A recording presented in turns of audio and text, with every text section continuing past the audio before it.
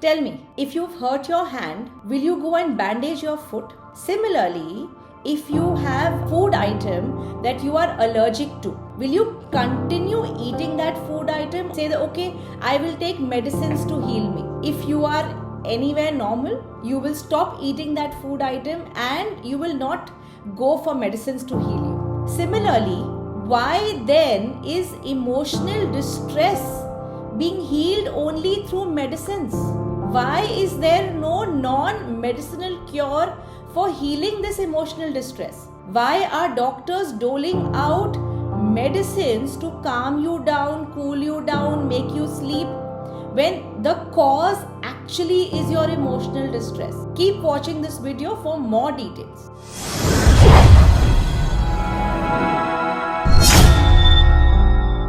Hi, I am Vriin C, the Soul Leadership Coach, and I'm also a self-healing enabler. Today we will talk about emotional distress.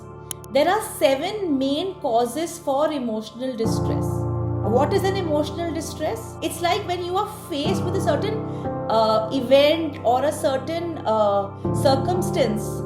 This causes an emotional switch, becoming off in your mind. This can happen to anyone at any stage of your life. This is not something that only happens to children, only happens to senior citizens. It can happen at any given point of your life. This is an emotional switch, and your entire body, the chemical reaction that is created, starts creating illness in your body. So today I would like to highlight 7 reasons why the body faces emotional distress. Please do not confuse this with mental illness. It is far, far different. A mental illness will happen on its own, and there will be no connection with any event.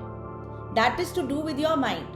But if it is something that is relevant to any of these 7 causes, then you know that this is not a mental illness and it's an emotional distress. So your cure has to be an emotional distress cure. So today we will focus with these 7 areas of emotional distress. Please keep watching this video to get all the details for this emotional distress so you are equipped to handle it. The number 1 reason for emotional distress is the death of a loved one.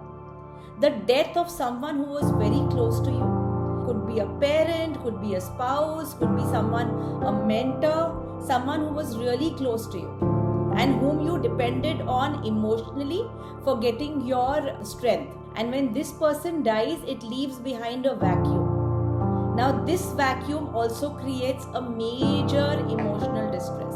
The second reason is when you are faced with failure. As children, our parents should have equipped us to handle failure. But in today's day and age, that is not happening. So our children are growing up. We as adults are growing up, and many of us are not aware of how to handle failure. Especially, there is a lot of comparison which is taking place.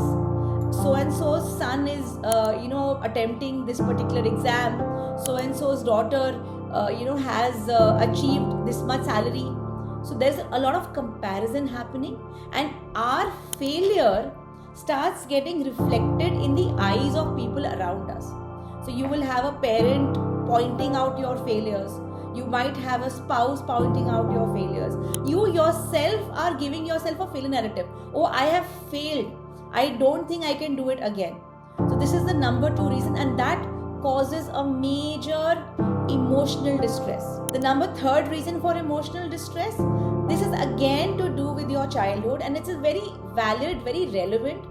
If you have not received unconditional love from your parents, I don't mean the kind of love that is, that you are, it's only about discipline and, organizing and a very strict upbringing. No, that can be a case. You could be a disciplined child, but yes, there should be an amount of unconditional love given to you. If that is not the case, as an adult, you create some kind of inner narrative that, oh, I am not meant to be loved.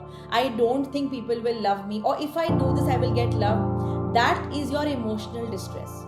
And this is also what causes a major reason for the emotional switch to become off in your mind. What is the fourth cause of emotional distress? Too much overthinking. This is a very valid point.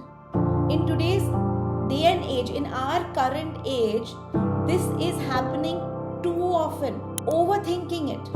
All this overthinking has actually created like a traffic jam in your head. Imagine this traffic jam that no thought is able to move now. What is this emotional thinking? What is this overthinking? Oh, did I do this right? Oh my God, what are they thinking? What should I have done better? Oh my God, can I show my face again? What are they thinking about me? Oh, you know what? No, I think I did this wrong. Let me correct this. Oh my God, what am I doing? Is this something relevant to you? This is overthinking. And when you overthink it, this causes your emotional distress. I have made an earlier video about change your inner narrative. Please watch that video for more details. Now we come to point number 5. Trauma. Now this is not the trauma that I spoke of earlier, which is, the death of a close one. That is a genuine problem. But trauma can be caused by anything. It could be serious, it could be non-serious. Even a small thing like somebody putting you down, somebody maybe talking about you overhear something about yourself, it creates a trauma within you. Imagine that you are bullied as a child. That has created a trauma within you. Now anything which creates a trauma, anything which affects your inner narrative, this causes emotional distress. Point number 6, being overwhelmed. This is true. The capacity to handle things has gone down. And now imagine you are faced with multiple things, multiple areas where you are still not equipped to handle that. This will cause an emotional distress. Imagine you have so much pressure at work, or you've taken on a new job, a new role, you've joined a new company, or you've taken on a couple of projects which are completely new for you. You will not know this detail, you will not be as adept at handling them, and yes, this will cause an emotional distress because you will be overwhelmed with the amount of things that you're supposed to do there, and your mind will get some kind of a blackout. It does not mean you are mentally ill. It's an emotional distress, and this needs to get handled. What is the last point which causes emotional distress? This is the point where we have allowed someone close to us to actually dictate our inner narrative. So you can have a close parent who tells you, no, you're a failure, or someone could have told you, no, you're fat. Many children actually grow up by hearing their inner narrative, people around them telling them, no, you are fat or you are healthy. This actually creates, and when I say healthy, I mean fat. Okay, this was something that was told to me growing up, and it definitely changed my inner narrative, and it also caused me emotional distress, which I had to actually overcome later. So these are some 7 areas of your life where your emotional distress has caused you to start behaving in a certain manner, has changed your behavior, and please do not rely on medicines to cure you. So there is a resultant behavior which will happen later. Today I have discussed the causes. I will also make another video to discuss the effect that these emotional distress will have on you. They will each of them translate into certain problems which you will face in your body. Now you cannot treat these only with medicines. The cause has to get eliminated from your life. Once you are aware of the cause, you will start changing your inner narrative. You will start overcoming those emotional blockages and traffic jams, and you will start healing yourself. If you wish to know more about emotional distress and how this translates into illness and how you can actually start healing your life without medicines, please, there is a link in the description below. Request you to click on that link. Please subscribe to my channel and definitely share it with people whom you think it can help. Thank you.